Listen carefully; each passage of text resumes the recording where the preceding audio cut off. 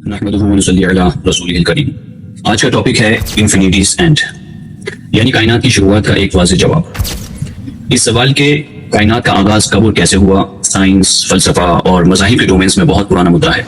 सवाल यह है कि क्या कायनात की कोई शुरुआत यानी बिगनिंग थी, या फिर ये ऐसे ही हमेशा से है जैसे खुदा हमेशा से है। तो इसका लॉजिकल जवाब है जी हाँ, कायनात की एक शुरुआत है, यानी इसकी एक बिगनिंग है। इस डिबेट का मरकज विलियम क्रेग के कलाम कॉस्मोलॉजिकल आर्ग्यूमेंट है, जो कहता है कि कायनात का एक वाज़ेह आगाज है। इस एपिसोड में हम ये बात साबित करेंगे कि कायनात का आगाज था, यानी ये इटर्नल नहीं है। केसीए का एनालिसिस करते हुए पोटेंशियल और एक्चुअल इंफिनिटी के कॉन्सेप्ट को एक्सप्लोर करते हुए कुछ आम ऑब्जेक्शंस पर भी आज हम बात करेंगे। तो कलाम कॉस्मोलॉजिकल आर्ग्यूमेंट के बुनियादी कॉन्सेप्ट जान लेते हैं। केसीए की बुनियाद मुस्लिम थियोलॉजियन हजरत इमाम गज़ाली रहमतुल्लाह के उस उसूल पर है जिसमें आपने फरमाया था कि हर वो चीज जो शुरू होती है उसका कोई सबब होता है, और क्योंकि कायनात का भी आगाज हुआ है इसलिए उसका भी कोई सबब होना चाहिए। इमाम गज़ाली रहमतुल्लाह ने इसको 3 स्टेप्स में एक्सप्लेन किया है। एक, हर वो चीज जो वजूद में आती है उसका कोई सबब यानी कॉज होती है।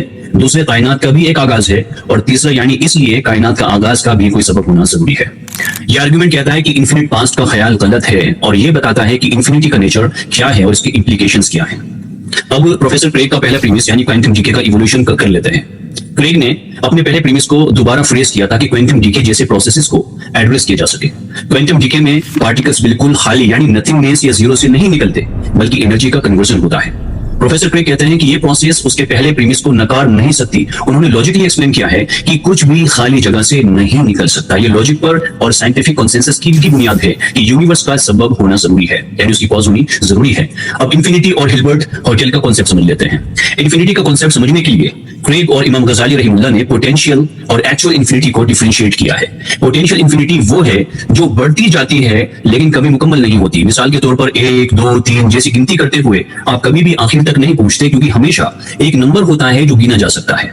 इसी तरह एक्चुअल इन्फिनिटी में भी एक इन्फिनिट यानी लामहदूद चीजों का एग्जिस्टेंस है जो लॉजिक के मुताबिक मुमकिन नहीं है।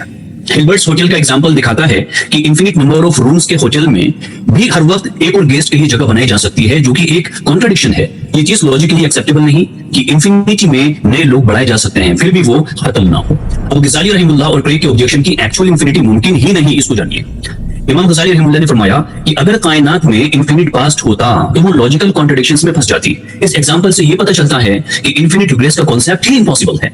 अब यही लॉजिक अगर गॉड या अल्लाह के इल्म की इन्फिनिटी पर लगाया जाए तो जो सवाल उठता है उस पर चर्चा कर लेते हैं। देखिए, केसीए पर एक ऑब्जेक्शन ये उठता है कि अगर एक्चुअल इन्फिनिट्स मुमकिन नहीं तो अल्लाह का इल्म जो कि इन्फिनिट है वो कैसे मुमकिन है। इसका सीधा जवाब है कि अल्लाह का इल्म और इन्फिनिटी क्वालिटेटिवली है, यानी वो वक्त और स्पेस की बाउंड्रीज के बियॉन्ड है। प्रोफेसर लोकी कहते हैं कि अल्लाह का इल्म को या गॉड के इल्म को एक एब्स्ट्रैक्ट इन्फिनिटी के तौर पर देखा जा सकता है, जो कि नेचर जैसे लॉजिकल कॉन्ट्रडिक्शंस के दायरे में नहीं आता।